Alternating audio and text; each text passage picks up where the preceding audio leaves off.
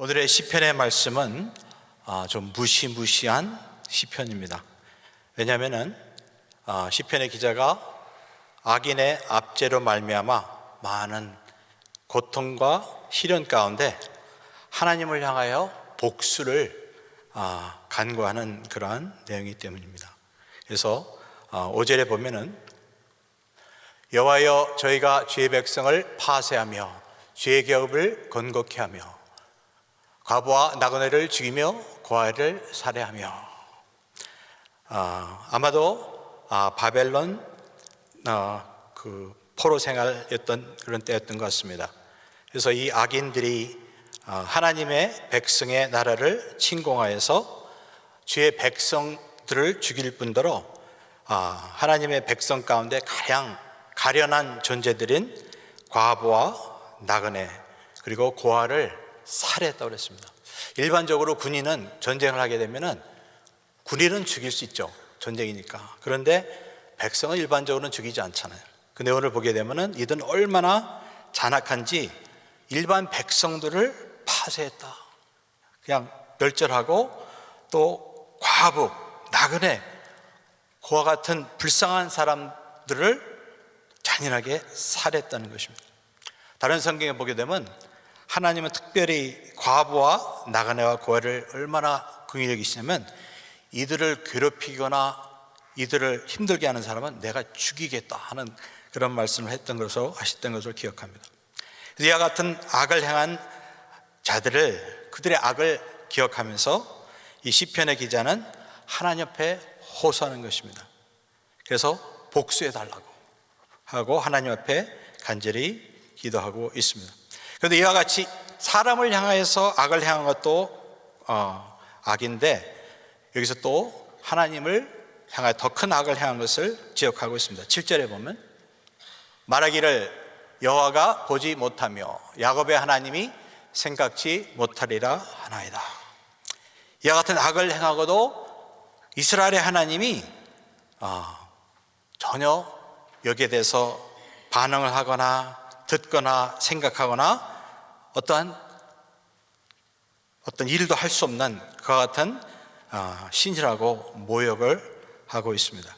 그러니까 그동안 다른 나라의 많은 신들이 그랬기 때문에 이스라엘의 신도 아무런 감각도 생각도 또 일을 할 수 있는 능력도 없다는 것으로 알고 대놓고 여호와 하나님을 모욕하고 있는 것입니다.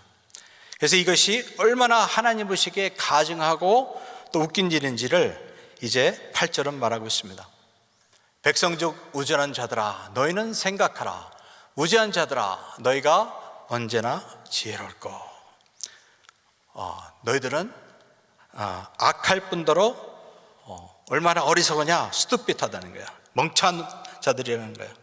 왜냐하면 여호와 하나님은 세상의 다른 신과는 달리 그분은 창조주 하나님이시다 하는 것입니다. 9절에 보면 귀를 지으신 자가 듣지 아니하시랴 눈을 만드신 자가 보지 아니하시랴. 다른 나라의 신들과 다니 여호와 하나님은 만물을 지으신 창조주시고 그들이 교만하게 말하는 그 자들과 그들의 입술도 만드신 하나님이시다 하는 것입니다. 그래서 너희가 이와 같은 교만한 말을 하는 것을 아실 뿐더러 심판하시는 하나님이시다.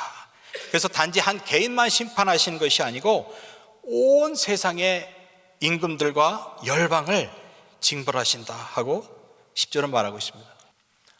열방을 징벌하시는 자, 곧 지식으로 사람을 교훈하신 자가 징체하지 아니하시랴.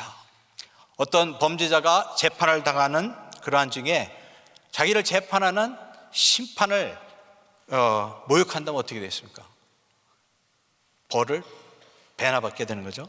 마찬가지로 이 여호와 하나님은 세상과 인간뿐만 아니라 세상의 모든 열방을 심판하시는 그 하나님 앞에 너희가 오늘 죄를 범하고 있다 하고 심판을 경고하고 있습니다. 그래서 성경을 보게 되면은 여호와 하나님 앞에 교만하다가 한 방에 날아간 케이스들이 자주 증당하죠. 잘 알고 있는 바벨론의 벨사살 왕이 그렇게 죽었죠. 그래서 신하들 불러놓고 파티를 하면서 여호와 전에서 가져온 그 그릇을 가져가 술을 마시면서 자기들의 신을 찬양했다고 그랬어요. 이게 얼마나 교만한 일입니까? 그랬을 때 손이 나타나서 메네 데겔 우바르신 하면서 하나님이 너희의 그 왕국의 그 해수를 씌었고 무게를 쟀는데 너는 이제 값어치 없는 존재로서 발견이 됐으니까 너희는 나누게 될 것이다, 멸망하게 될 것이다 하고 말씀했습니다. 근데 하나님은 바로 그날 바로 그 성을 들싸고 있는 페르시아 군대를 동원해서 그 왕뿐만 아니라 모든 신하를 다 죽이고 그 바벨론은 결국 종말을 구하게 되는 것입니다. 또 이스라엘의 역사도 그런 일들이 많이 있습니다.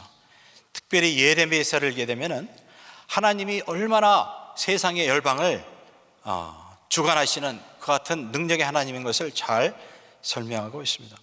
그래서 예레미야는 유다의 마지막 왕인 시드기야 왕에게 계속 회개하고 여호와의 말씀을 들으라고 했지만은 순종하지 않습니다. 그렇게 되면은 바벨론이 또 와서 이 성을 함락시킬 거라고 봤는데도 순종하지 않아요. 결국은 그 말한 그대로 이제 바벨론 느부갓네살 왕이 와서 그 성을 다 이제 둘러싸게 됩니다. 근데 그때 이렇게 말합니다.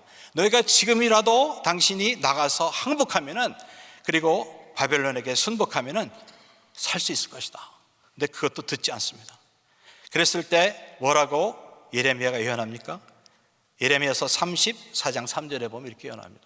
내가 그 손에서 벗어나지 못하고 반드시 사로잡혀 그 손에 붙임을 입고 내 눈은 바벨론 왕의 눈을 볼 것이며, 결국 이 성이 함락되고 기다리는 그 애굽의 군대들은 오지 않는다는 거예요.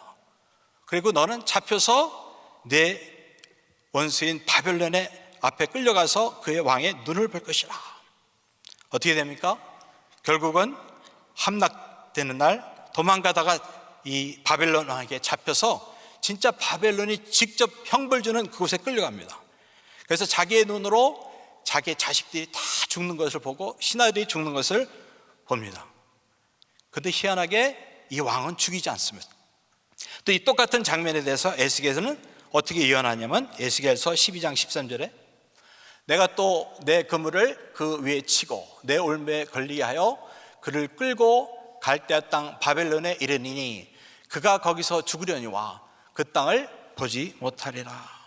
에스겔은 뭐라고 예언하냐면 유다의 마지막 왕이 결국은 바벨론에 끌려간다는 거예요. 포로가 돼서.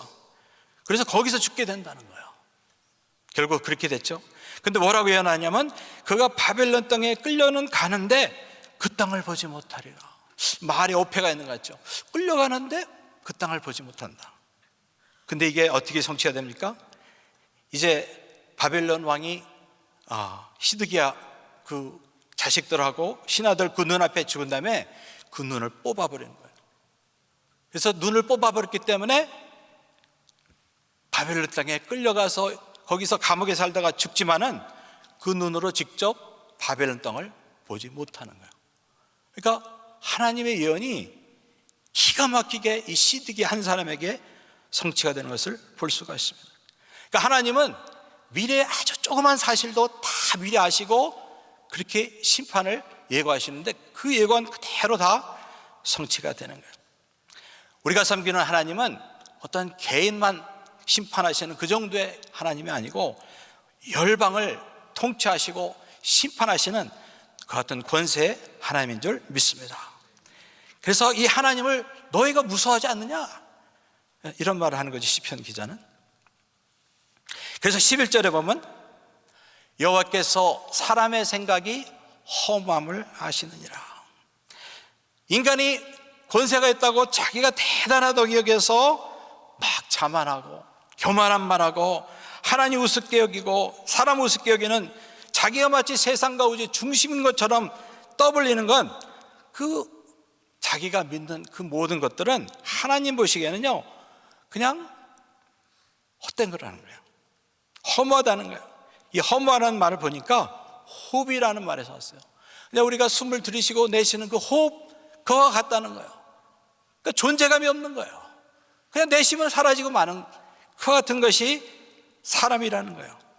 인간이 잘나봤자 그냥 사람의 코의 호흡처럼 실제 어떤 실제적인 힘이 없고 존재감이 없는 연약한 자라는 거예요. 근데 벨사살이나 시드기야는 이거 모르는 거예요. 자기가 당장 대단한 권세가 있으니까 그거 의지하고 하나님 앞에 교만하게 행동하고 말하다 보니까 결국은 다 아무것도 아닌 것처럼 되어버리고 말았습니다. 특별히 하나님의 소유되고 백성된 그 이스라엘 백성들을 직접 공격하고 학대하고 죽이는 것은 하나님을 결국은 대적한 거랑 똑같습니다. 또 열방을 통치하시는 그 이스라엘의 하나님 여호와를 모욕한 것은 마치 개가 뭣도 모르고 밥을 주는 주인의 손을 문 것 같아요. 가만 안 놔두겠어요? 당장 쫓아나거나 쉘터에 보내서 죽게 만들잖아요. 여호와가 세상을 통치하신다. 그래서 12절부터는 이제 시편 기자는 지금은 이스라엘 백성들이 고난을 당하지만은 하나님이 하나님의 백성을 결코 버리지 아니하시고 구출하시고 회복시켰을 확신하는 말을 합니다. 14절에 여호와께서는 그 백성을 버리지 아니하시며 그 기업을 떠나지 아니하시리로다. 다른 성경에 우리는 여인이 그 젖먹이의 아이를 잊을지라도 나는 이스라엘을 잊지 아니하겠다 하는 그런 말씀을 기억합니다. 그래서 오늘 특별히 은혜의 날을 한 구절의 말씀은 19절입니다. 내 속에 생각이 많을 때 주의 위안이 내 영혼을 즐겁게 하시나이다. 내 속에 생각이 많을 때, 여러분 어떤 경우 생각이 많을 때가 있죠.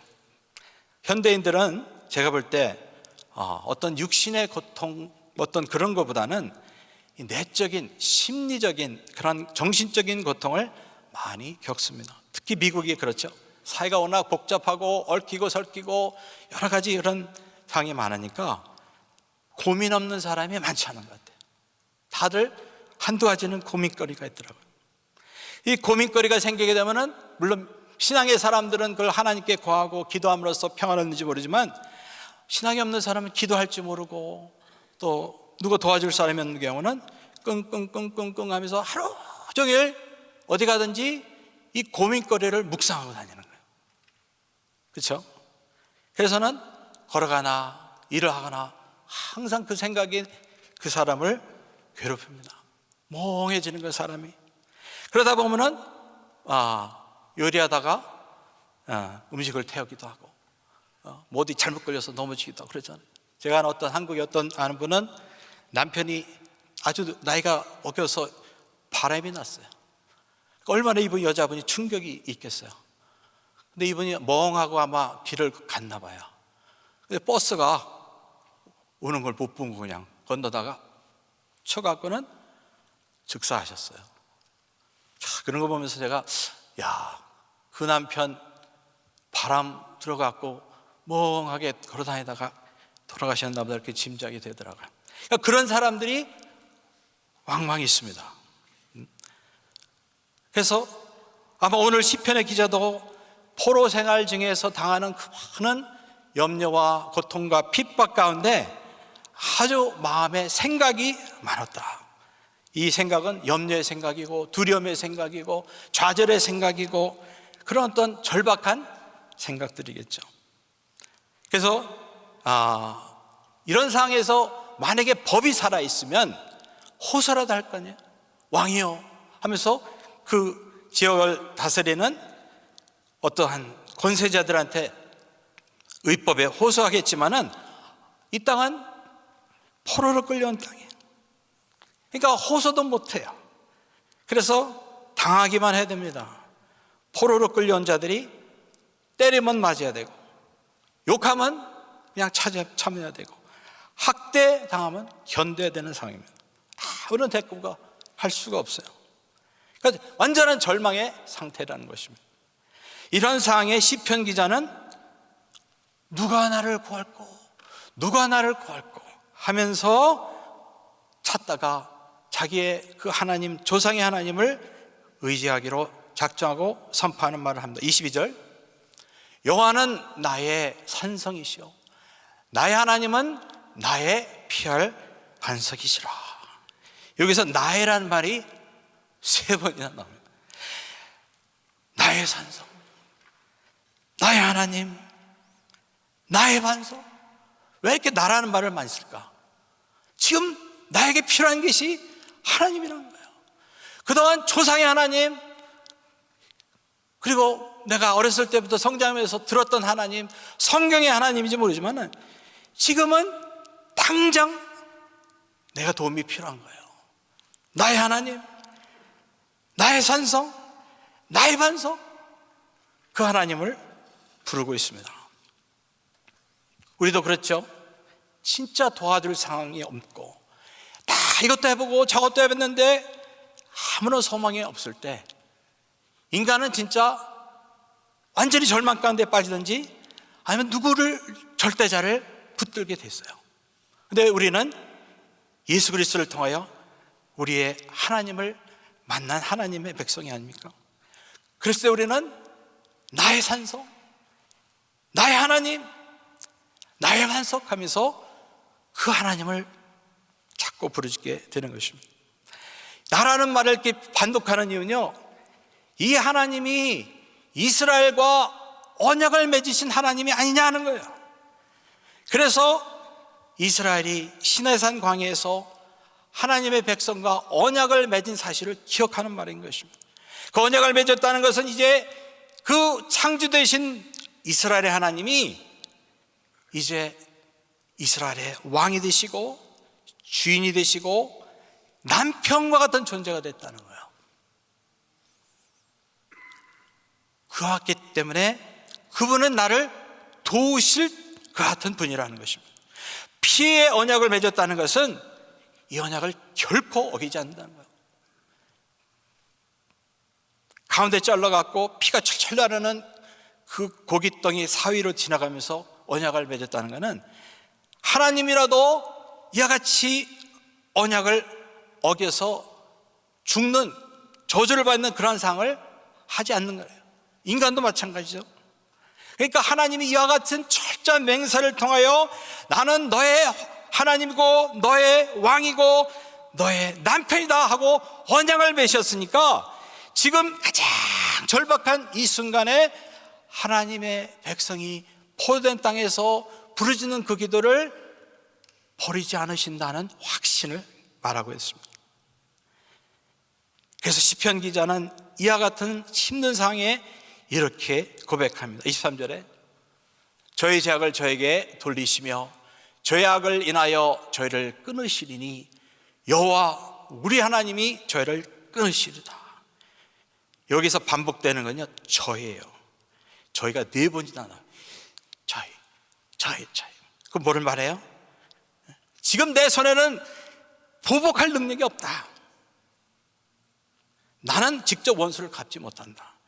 그러나 나의 주인 되시고 왕 되신 그 하나님이 직접 저희들을 심판하시고 보복해 줄 것이다 하고 하나님 앞에 고소하는 그런 내용입니다. 그래서 지금 당장은 환경적으로는 힘들지만은 갑자기 이 시편의 기자는 긍정적인 마음이 변해요. 마음에 기쁨이 있다는 거예요. 19절에 내 속에 생각이 많을 때 주의 위안이 내 영혼을 즐겁게 하시나이다. 가장 힘들고 고통스러운 그때에 언약의 하나님을 기억하면서 말할 때 갑자기 마음에 기적이 생기게 되는 거예요. 절망의 순간, 가장 포기해야 될 그런 순간에, 어두운 순간에 즐거움이 임했다는 거예요. 이게 기적이 아니고 무엇입니까? 여러분, 우리도 그렇죠? 가장 힘들고 어려울 때라도 우리 아버지를 향하여서 부르짖고 그 언약을 기억하고 주님을 바라볼 때 주님은 응답하시면서 우리에게 내가 너의 기도를 들었다고 우리에게 기쁨으로 평강으로 허락하여 주시는 줄 믿습니다. 왜냐하면 그걸 가져야 이겨낼 수 있으니까, 이 순간을 결국은 이겨낼 수 있으니까 기쁨을 주시는 거예요. 지금 당장 현실적으로 응답은 없다. 그러나 때가 이르면 응답이 임하는데, 그때까지 이 기쁨을 가지고 소망을 가지고 이겨내라는 거예요.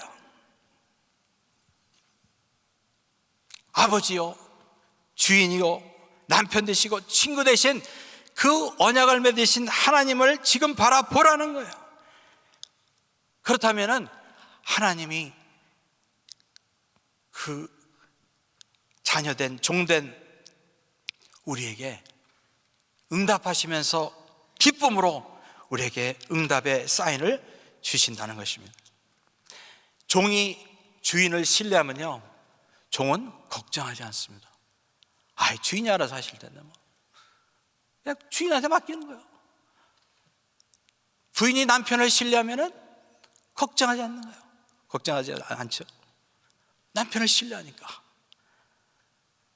그래서 걱정한다는 건 신뢰를 하지 않는다는 거예요. 근데 만물을 지으신 하나님을 진짜 신뢰하고 그분이 나와 변할 수 없는 언약을 맺는 것을 믿는 사람은 그 믿음으로 기쁨을 누리게 되는 것입니다. 그래서 하나님은 이 시편 기자의 기도대로 이스라엘 백성을 버리지 않으십니다. 그리고 나중에 하면은 이 기도에 응답하셔서 결국 고레스라는 그 페르시아의 하나님을 알지 못하고 믿지 않는 그 왕을 통하여서 이스라엘 백성을 해방시키고 돌려보내고, 그 다음에 그 나라와 성전을 재건하게 하시는 응답을 주시는 것입니다. 이것이 바로 기도하는 그 특권입니다. 기도하는 자의 특권입니다. 우리의 인생에도 어떤 때는 마음에 근심이 충만할 때가 있을 수 있어요. 그러나 우리는 세상 사람이 갖지 못하는 기쁨과 어떤 승리의 비결이 있는데, 그것은 우리와 예수 안에서 언약을 맺으신 세계와 만물을 창조하신 하나님이 나의 아버지가 되신다. 그래서 그 하나님 때문에 주님이 주시는 응답으로 믿음으로 승리하게 되는 것입니다. 잘 될 것이다 하는 믿음이 오는 거예요. 믿음은 바라는 것의 실상이라고 그랬어요. 실상이라는 말은 그 본질이랑 똑같다는 말이에요. 본질이라는 거예요. 믿음이 있으면 그 실제 그거를 가진 거랑 똑같다는 거예요. 이 말이 후포스타시스라는 그러한 말인데, 이것이 법률과 상업용으로 쓸 때는 소유권 증서예요. 소유권 증서란 말, 타이틀 디드. 그러니까 집이 지어지기 전에 그 집을 샀어요. 그러면은 그 집이 당장 눈앞에 없지만은 나는 소유주가 된 거예요. 그건 내 거예요. 차가 지금 배달되지 않아서 없지만은 내가 차를 샀어요. 소유권 내게 있습니다. 증서가 있어요. 그럼 내 거예요. 때가 되면은 배달이 되는 거예요.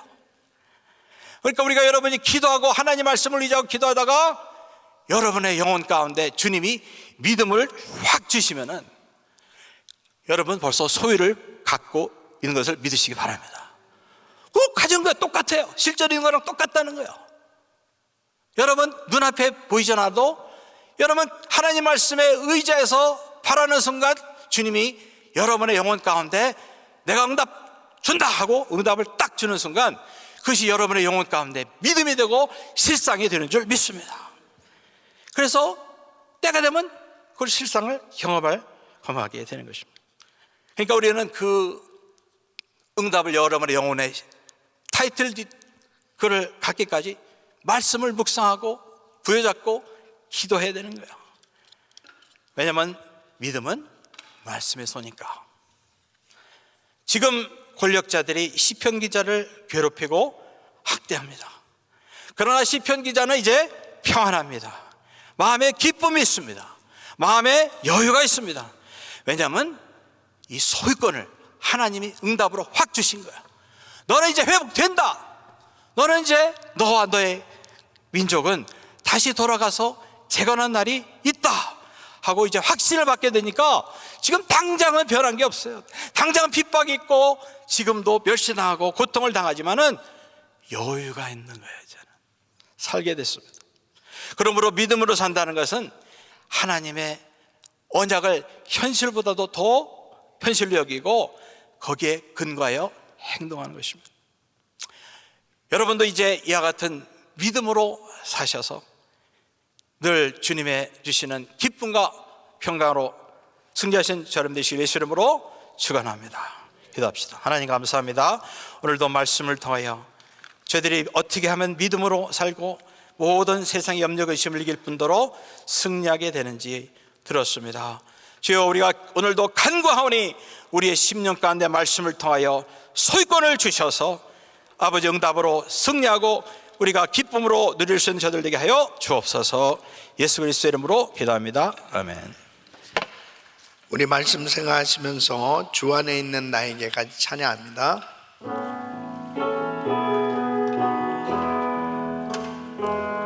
주 안에 있는 나에게 난 근심이 있으랴. 십자가 밑에 나가 내 짐을 풀었네. 주님을 찬송하면서 할렐루야 할렐루야.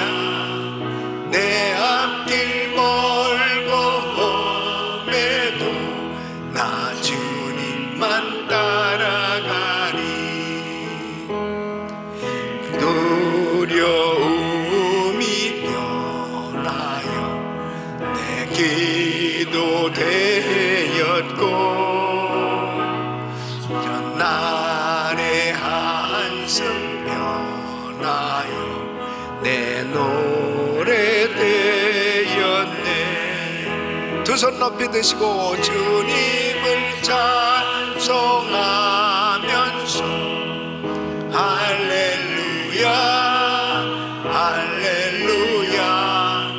내 앞길 멀고 험해도 나 주님만 따라가리. 내 주는 자비하셔서 늘 함께 계시고 내 굶긴 마음을 아시고 늘 채워주시네. 아멘.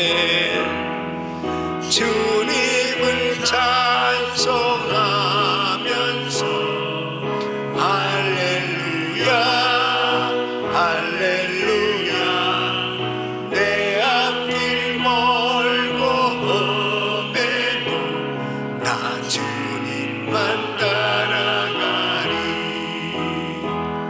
내 주와 맺은 언약은 영불변하시니 그 나라 가기까지는 늘 보호하시네. 아멘 아멘. 주님을 찬송하면서 할렐루야 할렐루야. 내 앞길 멀고 험해도 나 주님만 따라가리. 아멘 아멘. 내 속에 생각이 많을 때, 염려로 가득 찰 때에 하나님이 주시는 위안이 있어야 평안할 수 있습니다. 마음의 즐거움을 가질 수 있어요. 하나님이 주시는 위안은 어떻게 가질 수 있습니까? 하나님의 약속의 말씀을 확실히 붙들을 때, 그 하나님의 약속은, 하나님은 어떠한 상황 가운데서 결코 하나님의 백성을 버리시지 아니하신다. 그 기업을 떠나지 아니하신다. 하나님께서는 우리의 하나님의 자녀들을 결코 버리시지 않았어요. 믿습니까? 그 약속을 확실히 믿을 때 환난 중에 하나님을 찾는데 상황에 변화가 일어나기를, 이 고난을 좀 치워주세요, 이 고난이 해결을 되게 해주세요, 이렇게 구하는 것이 아니고 하나님의 임재를 구하는 것입니다. 하나님 주님과 함께하는 이 시간이 가장 행복합니다. 주님께 더 가까이 나가게 될 때 하나님이 주시는 그 위로가 있어요. 위안이 있어요. 그 주님께서 만져주시는 은혜가 있어요. 그때 다 회복되는 거예요. 하나님은 우리를 결코 떠나지 아니하십니다. 지금도 이 자리에 계십니다. 특별히 환난을 당하고 시험을 당한 성도들일수록 그 어려운 상황을 자꾸 해결해 달라고 기도하기보다 하나님 자신을 더 찾으세요. 그분과 더 가까워져 보세요. 그리고 그 약속의 말씀을 확신해 보세요. 하나님의 약속은 이루어집니다. 해결됩니다.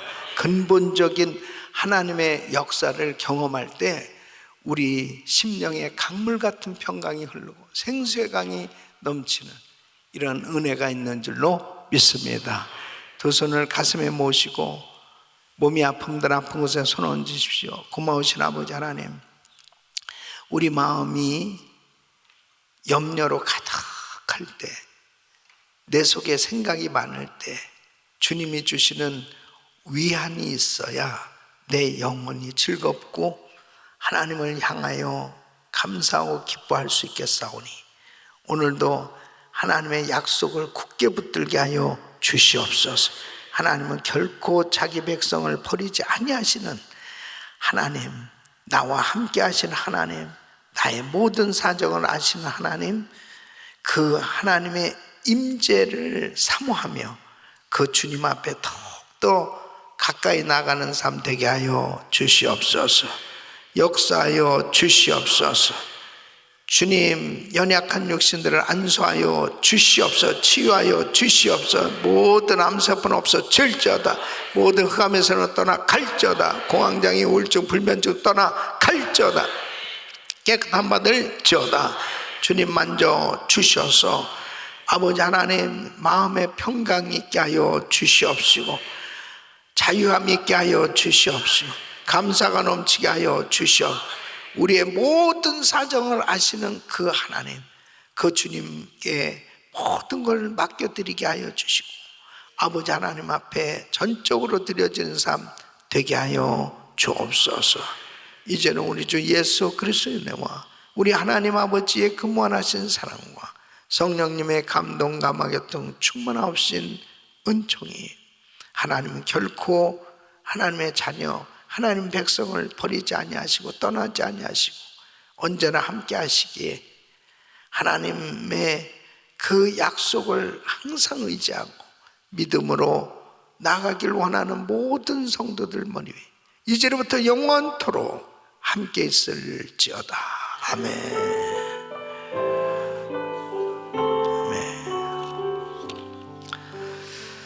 이제 기도하실 자리 잡으시고 그리스타인 기도 제목 가지고 우리 같이 기도하십니다. 담임 목사님 가정과 사역을 위해서 기도해 주시길 바랍니다.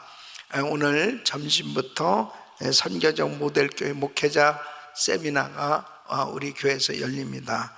제가 오늘 또 강의하고 또 내일 또 계속 집회를 하게 되는데 말씀 위해서 기도해 주시고 오늘 이번에 참여하시는 귀한 목사님들 다 정말 큰 은혜 받고 또 목회하는 교회가 다 선교적 모델 교회로 세워지는 그런 은혜가 있게 해달라고 기도해 주시길 바랍니다. 또 그레이스 인카운터 연합 그레이스 인카운터 이번 주 토요일 날 주말 수양회가 있어요. 위에서 기도해 주시고 그레이스 프리덤 준비하고 있습니다. 고난주간 새벽 부흥회 위에서 기도하시면서 하나님의 은혜를 구하시길 바라고요. 또 준비를 위해서 기도해 주시길 바라고, 단기 선교팀들 위해서, 그리고 이란 전쟁 속히 종식되어야겠습니다 위해서 간절히 기도해 주시길 바랍니다. 우리 주여 부르짖고 기도합니다. 주여, 주여, 주여.